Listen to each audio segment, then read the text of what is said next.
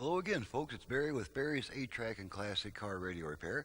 And today's victim, subject of our final pre-shipment performance verification test, is going to be a Learjet unit. Forgot what model it is. It is a Learjet H-310. Alrighty. And Learjet always brings forth quite a bit of personal stuff for me, as well as some historical stuff. Most 8-track enthusiasts know that Learjet was the inventor of the 8-track format.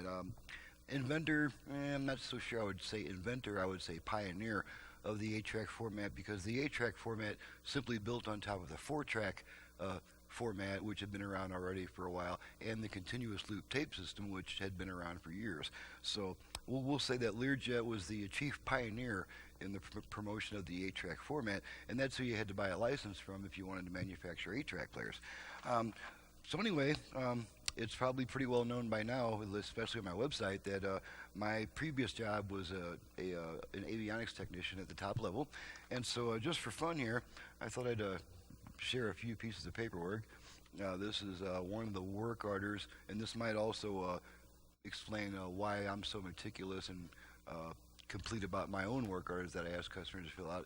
You can see, let's zoom in a little bit if we can. And we got this job was for helicopter support, and as you can see, it's a Cobham Avionics Prescott, and I live in Prescott Valley, so it's probably pretty easy to believe that I actually did work there as an avionics technician. This work order was from October of 2009, according to the date. There's my initials there. Don't ask me why I brought work orders home. I probably just wanted to show my experience at some point, which I'm doing right now. And as you can see, this is just the work order, the front page, a lot of cryptic stuff, a lot of acronyms and numbers and things like that. Just basically described what kind of problems I found and what I did to repair it. And then page 2 of the work order was basically a pretty elaborate description of all the stuff I did to it in my rather sloppy all caps handwriting. And then of course at the end I had to sign off on everything. There's my initials and the number of hours I spent on the job. So okay, so enough of that. Because of this, another thing that I kind of like to sort of brag about is that I am very likely the only person who has ever worked on both Learjet avionics and Learjet 8-track players. And the only reason that I can confidently say that is because even if you're the best technician the world has ever known, you cannot walk into an avionics shop and say, hey, I can fix that, give me a crack at it. No, there's got to be a training program.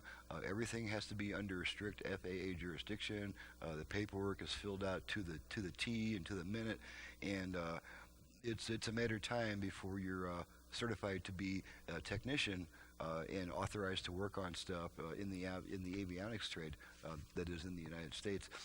And not only that, but you also have to train on each individual product that you're going to be working on. So there's a pretty heavy set of requirements to be able to even work on stuff that goes into an airplane, and virtually nothing happens to an airplane that's not under FAA jurisdiction. The reason I'm giving you all this stuff is I need to fill in a little time here because this is going to be a very short and sweet test. This is just a simple component player, no controls or anything, nothing but a track change mechanism. It doesn't even have its own amplifier. It's designed to run into a stereo, and so the test is going to be very short and sweet, and so I needed to fill in a little time however I could. So anyway, let's go ahead and pop a tape in here and make sure everything's working right before we ship back to the customer. We got some temptations, which they have not been getting on me too badly about on YouTube, so we'll just pop some temps in there. Ain't got no responsibility. Okay, I see I'm not getting much of the left channel here, so let's see if we can fix that. I have been doing some playing with my recording system. There we go. That's probably a little better. Okay, now we'll just switch tracks a few times. You can see the track indicator light changing. And we're only getting this is only a two-channel system, so we're not going to have all 4 speakers. We'll just take a quick peek at the front speakers, make sure they're both registering. And there they are. There's no balance or volume controls on the unit, so this is what we end up with, and you have to do all your controlling at the receiver. So now that we've satisfied our curiosity for that, we'll go back to the unit. We'll switch tracks. We might switch tracks automatically depending on where we are in the tape. I don't think it switches tracks after this song. I think it goes in. Yeah. All right, so switch tracks a few more times, and we're gonna call it good.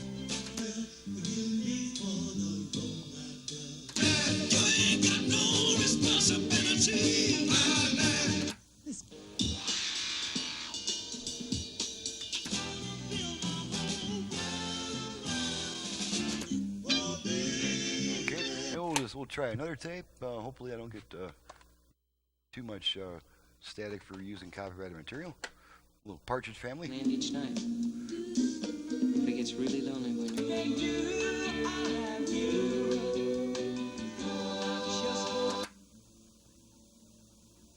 Okay, we're between songs there. Okay.